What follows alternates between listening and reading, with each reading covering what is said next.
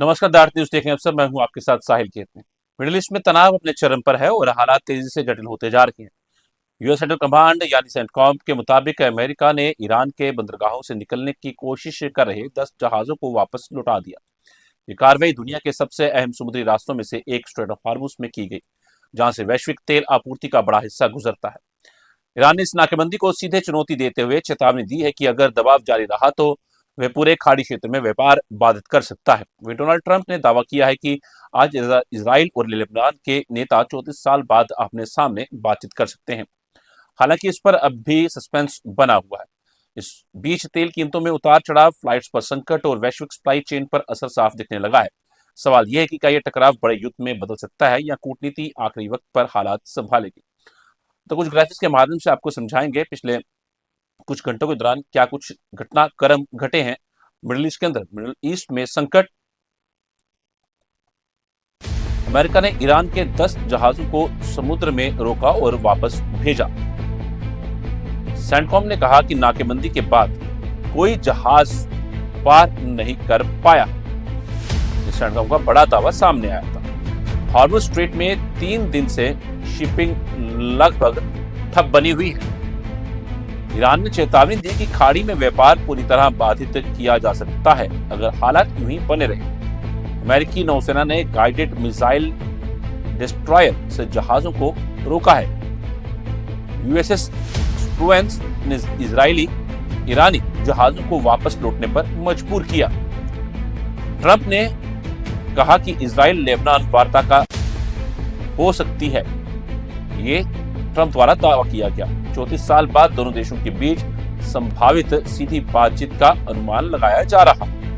Lebanon ने बातचीत की खबरों से अनभिज्ञता जताई, यानी कि अभी कुछ साफ नहीं है। इजराइल हिजबुल्लाह के खिलाफ हमले जारी रखे हुए हैं। लेबनान में अब तक मृतकों की संख्या 2100 से ज्यादा पहुंची है और 7000 से अधिक लोग इसमें घायल, हालत गंभीर बताई जा रही है। इजराइल ने 24 घंटे में 200 ठिकानों पर हमला किया है।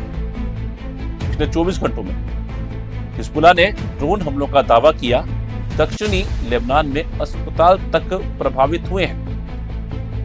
यूएन एक्सपर्ट ने इजराइल पर डोमिसाइड का आरोप लगाया है। नागरिक घरों के बड़े पैमाने पर विनाश की बात कही है। अमेरिका ईरान बातचीत में प्रगति के संकेत मिले। 21 अप्रैल से पहले समझौतों की कोशिश तेज मानी जा रही है और पाकिस्तान, मिस्र और तुर्की मध्यस्थता में सक्रिय भूमिका निभा सकते हैं। Pakistan army chief Asim Munir Tehran पहुंचे हैं। ईरानी विदेश मंत्री से अहम मुलाकात हुई है। अमेरिका का संदेश लेकर गए पाकिस्तानी प्रतिनिधि। पहले दौर की वार्ता इस्लामाबाद में बेनतीजा रही थी। कुछ अहम बातों पर गहन चर्चा भी हुई थी। सीजफायर बढ़ाने पर भी विचार किया जा रहा है। ये भी बड़ी खबर सामने आई थी। ईरान ने हार्मुज पर नियंत्रण बनाए रखने की बात कही है।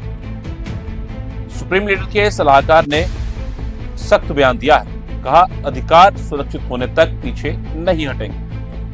चीन ने समुद्री मार्ग सामान्य करने की अपील की है। रूस का यूरेनियम प्रस्ताव अमेरिका ने खारिज कर दिया। तेल कीमतों में गिरावट से बाजारों में राहत मिली। ब्रेंट क्रूड $94 प्रति बैरल के करीब पहुंचा है। WTI क्रूड भी गिरकर $90 के आसपास पहुंचा। एशियाई शेयर बाजारों की बात की जाए तो वहां पर तेजी देखी गई है। कोस्पी, निक्केई और हैंग सेंग में उछाल।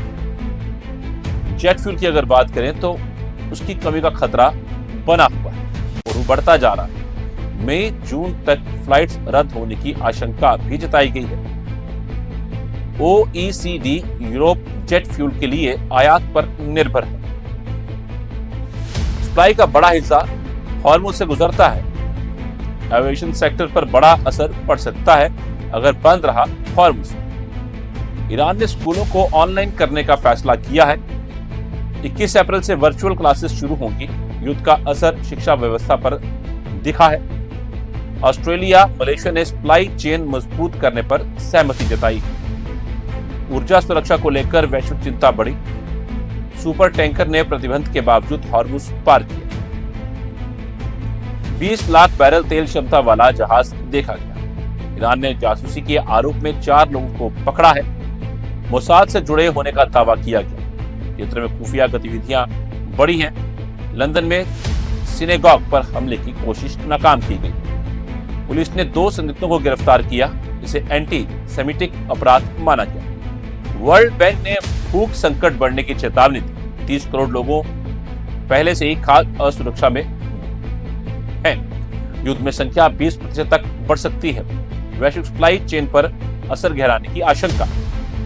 ऊर्जा और खाद्य संकट साथ साथ बढ़ सकते हैं। कूटनीति प्रयासों के बावजूद तनाव जारी। दुनिया की नजर अब संभावित समझौतों पर टिकी हुई है। ईरान स्पीकर बोले, अमेरिका इजराइल फर्स्ट की नीति छोड़ दे। ईरानी संसद के स्पीकर मोहम्मद बागेर कालिफ ने लेबनान में संभावित युद्ध विराम का श्रेय तेहरान की कूटनीति को दिया है। ईरान अमेरिका के बीच दूसरे दौर की बैठक भी पाकिस्तान में संभव है।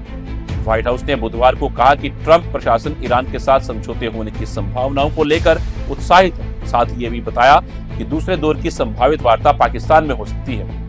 ईरान के यूरेनियम पर रूसी प्रस्ताव अमेरिका को नामंजूर हुआ है। रूस के प्रेस सचिव दिमित्री पेस्कोव ने कहा कि अमेरिका ने रूस से उस प्रस्ताव को ठुकरा दिया जिसमें रूस ने मिडिल ईस्ट में तनाव कम करने के लिए ईरान का सारा यूरेनियम स्टॉक अपने पास रखने की बात कही थी। ये कुछ खास बातें थी पिछले 24 घंटे के दौरान क्या कुछ घटा है मिडिल ईस्ट के अंदर।